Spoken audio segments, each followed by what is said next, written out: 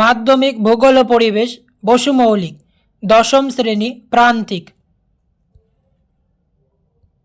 অধ্যায় 3 বায়ুমণ্ডল, হাইড্রোস্ফিয়ার।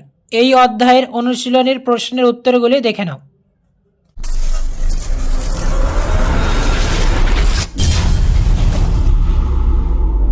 এক, সঠিক উত্তরটি নির্বাচন করো। প্রশ্নমান 1।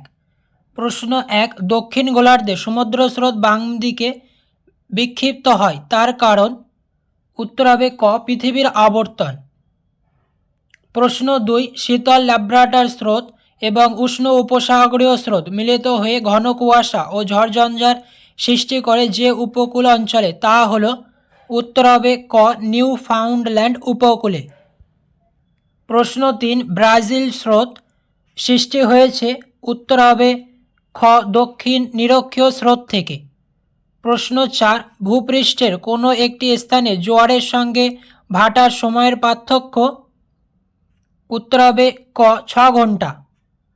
প্রশ্ন 5, মরা কোটালের সময়ে চন্দ্র ও সূর্য পৃথিবীর সাপেক্ষে নিম্নলিখিত কোণে অবস্থান করে? উত্তর হবে গ, 90 ডিগ্রি। প্রশ্ন 6, উষ্ণ ও শীতল সমুদ্র স্রোতের মিলনস্থল? উত্তর হবে গ, হিমপ্রাচীর। প্রশ্ন 7, সমুদ্র স্রোত সৃষ্ট নির্ভর করে? উত্তর হবে খ, বায়ুপ্রবাহ। প্রশ্ন 8, কোনো স্থানে জোয়ার ও ভাটার প্রকৃত ব্যবধান প্রায়? উত্তর হবে খ, 6 ঘন্টার বেশি। প্রশ্ন 9, পৃথিবী ও চাঁদের মধ্যে দূরত্ব সর্বাধিক হলে তাকে বলে? উত্তর হবে গ, অ্যাপোজি।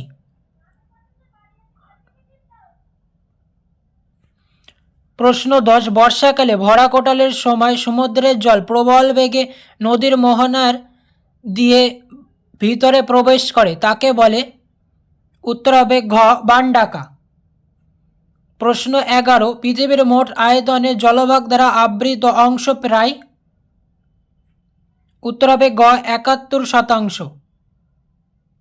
প্রশ্ন 12, কোনো স্থানের মুখ্য ও গৌণ জোয়ারের মধ্যে সময়ের পার্থক্য হল? উত্তর হবে খ, 12 ঘন্টা 26 মিনিট। শুদ্ধ অথবা অশুদ্ধ নির্বাচন করো। প্রশ্নমান 1। প্রশ্ন 1, শীতল সমুদ্র স্রোতকে পৃষ্ঠস্রোতও বলা হয়। উত্তর হবে মিথ্যা। প্রশ্ন 2, গৌণ জোয়ার পৃথিবীর ওপর চন্দ্রের আকর্ষণের ফলে সৃষ্টি হয়। উত্তর হবে মিথ্যা। প্রশ্ন 3, নিরক্ষীয় অঞ্চলে সমুদ্র জলের লবণতা সর্বাধিক থাকে। উত্তর হবে মিথ্যা। প্রশ্ন 4, সমুদ্রে ভাসমান বরফের স্তূপকে হিমশৈল বলে। উত্তর হবে সত্য। প্রশ্ন 5, শুল্ক ও কৃষ্ণপক্ষের অষ্টমী তিথিতে সমুদ্রে ভরা কোটাল দেখা যায়। উত্তর হবে মিথ্যা। প্রশ্ন 6, সূর্য ও চন্দ্র যখন পৃথিবীর সঙ্গে এক সমকোণে থাকে তখন সিজি কি হয়? উত্তর হবে সত্য। প্রশ্ন 3, উপযুক্ত শব্দ বসে শূন্যস্থান পূরণ করো। প্রশ্নমান 1। প্রশ্ন 1, পৃথিবীর ড্যাশ বলের প্রভাবে গৌণ জোয়ারের সৃষ্টি হয়। উত্তর হবে কেন্দ্রাতিক। শূন্যস্থানে বলবে কেন্দ্রাতিক। প্রশ্ন 2, শীতল ড্যাশ স্রোতের প্রভাবে নিউ ফাউন্ডল্যান্ড তুষারপাত হয়। শূন্যস্থানে বসবে ল্যাব্রাডর। প্রশ্ন 3, সমুদ্রের শীতল জল মেরু অঞ্চল থেকে ড্যাশ স্রোতরূপে নিরক্ষীয় অঞ্চলের দিকে প্রবাহিত হয়। শূন্যস্থানে বসবে শীতল। প্রশ্ন 4, ভরা কোটালের সময় সমুদ্রের জল প্রবল বেগে মোহনা দিয়ে নদীতে প্রবেশ করে, একে ড্যাশ বলা হয়। শূন্যস্থানে বসবে বান ডাকা।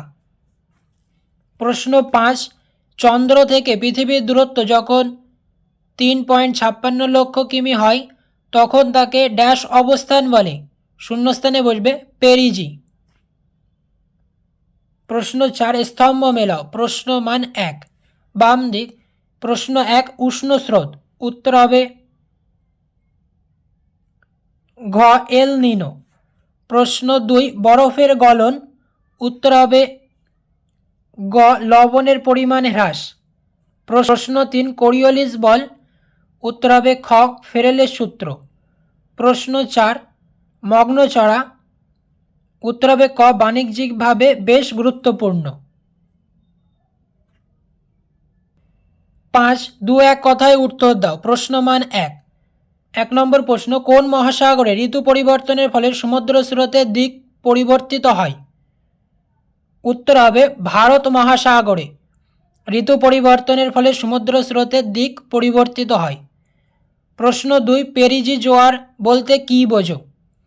এর উত্তর হবে পৃথিবী থেকে চাঁদের দূরত্ব যখন সবচেয়ে কম হয় তখন যে জোয়ার সৃষ্টি হয় তাকে পেরিজি জোয়ার বলে।